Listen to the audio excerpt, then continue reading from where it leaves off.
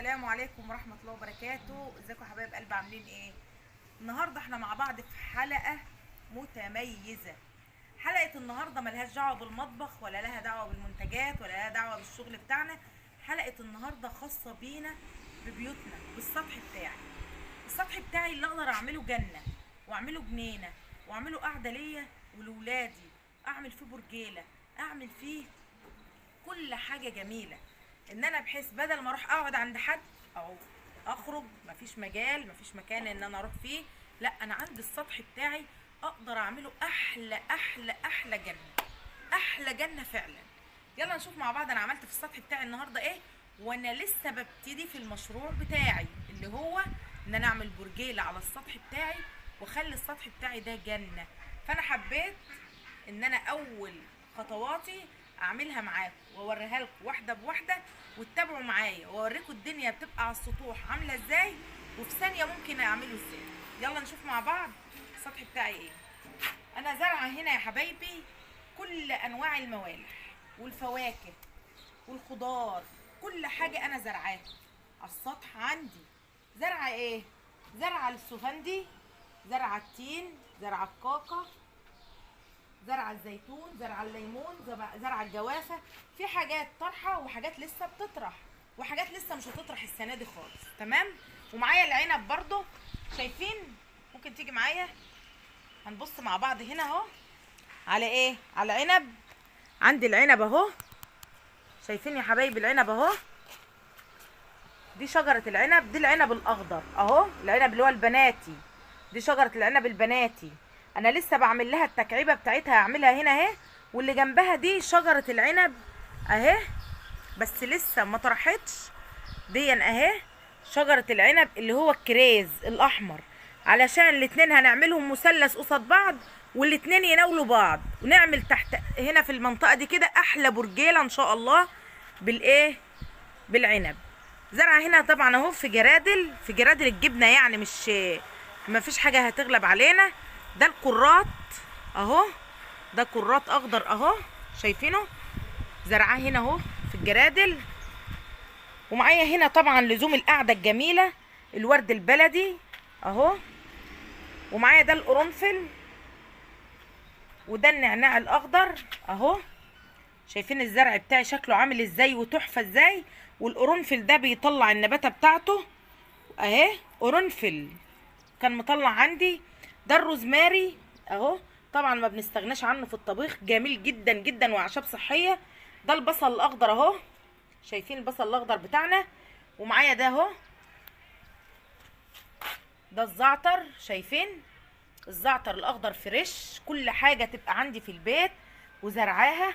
معايا هنا دي شجره الكاكا اهي، شجره الكاكا زي ما انتوا شايفين كده. دي ان شاء الله ربنا يحيينا ويحييكم مع الرعايه، ونشوف مع بعض رعايتنا ليه للزرع هيبقى عامل ازاي. دي تطرح ان شاء الله السنه الجايه، ما طرحتش لسه السنه دي. معايا السفندي اهو، شايفين السفندي بتاعي طارح اهو، بسم الله ما شاء الله عليه وعلى جماله اهو. طبعا الشجر ده يا حبايب قلبي شجر قزم، بيجي متطعم من المشتل اللي انت بتجيبي منه، بتقولي له انا عايزه شجر قزم، مش عاوزه شجر اللي هو اللي، قولوا معايا، مش عاوزه الشجر الكبير اللي هو بتاع الاراضي والحاجات دي، لا انا عاوزه الشجر القزم اللي هو اللي زي ده كده، بيبقوا مطعمينه وبيبقى اصلا شجر ما بيعلاش، يعني ما بيهش معانا ويكبر، لا هو ده شجر قزم بيفضل على حاله بالمنظر ده كده وبيطرح وهو بالحجم بتاعه ده. تمام. دي شجره التين اهي، دي شجره التين على فكره انا شارياها وهي كانت طرحه، يعني انا وانا بشتريها وجايباها من المشتل كانت طرحه. تمام. معايا هنا ورق اللورا، معايا التوم، زرع التوم اهو، انا زرع الكرات والبصل والتوم بالمنظر اللي انتوا شايفينه الجميل ده. شايفين التوم بتاعي لما اجي اعمل محشي بقى وتلاقي عندك توم اخضر. تمام. معايا هنا اهو الصبار الاكوافيرا اهو، شايفينه؟ الصبار ده على فكره انا باخد منه على طول. شايفين الصبار بتاعنا عامل ازاي؟ يعني انا مثلا النهارده لو عايزه واحده منه اهي عشان اوريكم حاجه بسيطه جدا جدا اهو. شايفين الصبار؟ الصبار بتاعنا ده اهو، الصبار ده مفيد جدا جدا جدا للشعر وللبشره اهو، واقدر ازرعه في البيت اهو. شايفينه؟ مش عايزه احط ايدي عليه عشان ما يجيبش صبار قوي على ايدي اهو. شايفين الصبار بتاعنا اهو؟ وهعرفكم ازاي هنعمل حلقه مع بعض ازاي بعصره. شايفين؟ وبتضيفيه على فازلين وعلى انواع معينه من الكولاجين، وبنعمل بيه احلى تركيبه للشعر، وهعملها معاكم. والصبار اهو طبيعي عندي في البيت. تمام. طبعا معايا ورق اللورة اهو، ورق اللورة بتاعنا اهو اللي احنا بنجيبه ناشف من عند العطار. لا انا عندي ورق اللورة طبيعي واخضر وفريش وجميل جدا جدا وريحته تحفة الصراحة. تمام. معايا هنا دي طبعا زيتونة بس لسه صغيرة، قدامها شوية لسه عما تطرح. فمعايا الزيتونة الجاهزة ان شاء الله، كانت طرحة برضو السنة دي وشارياها كان فيها طرح. دي الرمان، شجرة الرمان، بس هي لسه ايه ما خدتش وضعها طبعا. معايا ده بصل اخضر اهو، انا زرعاه كمان بصل اخضر اهو، اهو بالشكل ده كده اهو. تمام. بس ايه دي يعني انا عندي فيه كبرت، ودي الفيه اللي وراها على طول عشان يبقى موجود عندي على طول.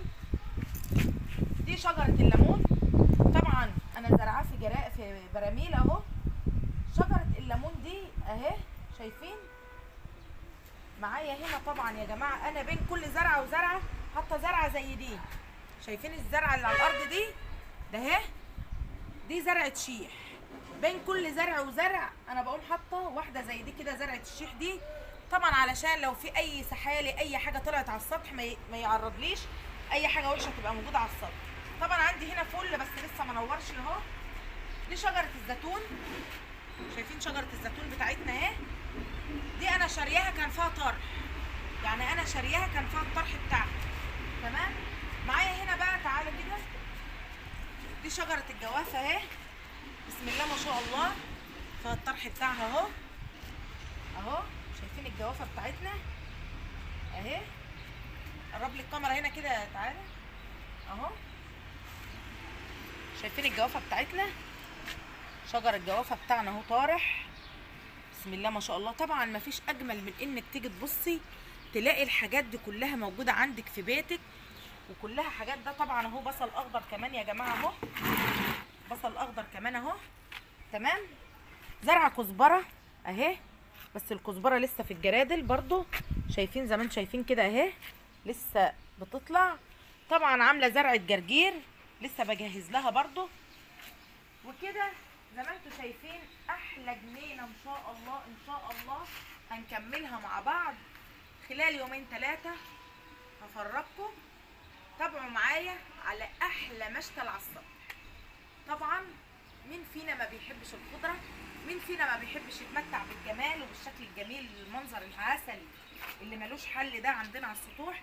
يعني لما اجي اطلع ابني النهارده يقعد ويذاكر في وسط الخضره وفي وسط الجمال وفي وسط الطبيعه وفي وسط ان انا عندي فواكه بتاعتي انا زرعاها وضامنه ان هي مش واخده لا كيماوي ولا اي حاجه خالص. بسم الله ما شاء الله على زرعنا وعلى جمالنا وعلى سطحنا. واتمنى ان الفيديو بتاعي النهارده يكون عجبكم، وان شاء الله هنزرع مع بعض كل حاجه بعد كده. انا حبيت اوريكم المبدأ، وبعد كده هنزرع مع بعض وهوريكم ازاي بنزرع في البراميل. وان شاء الله هنزرع مع بعض كل حاجه. الزراعه الشتويه هنزرعها مع بعض هنا على السطح، هنزرع مع بعض الكرنب وهنزرع مع بعض الخس في مواسير، وهوريكم ازاي. هوريكم هنعمل في السطح ده ايه وهو صحراء دلوقتي، وهوريكم هيبقى شكله عامل ازاي خلال الايام الجايه، وقد ايه هنتمتع بمكان موجود في كل بيت في الدنيا. السطح نخليه جنه احسن من اي جنينه واي حديقه واي مكان في الدنيا هتروحيه، لانها مملكتك اللي تقدري تخليها جنه. لايك والاشتراك معايا في القناه وتفعيل الجرس، واشوفكم في فيديو جديد. واتمنى الفيديو بتاع النهارده يكون عجبكم، والسلام عليكم ورحمه الله وبركاته.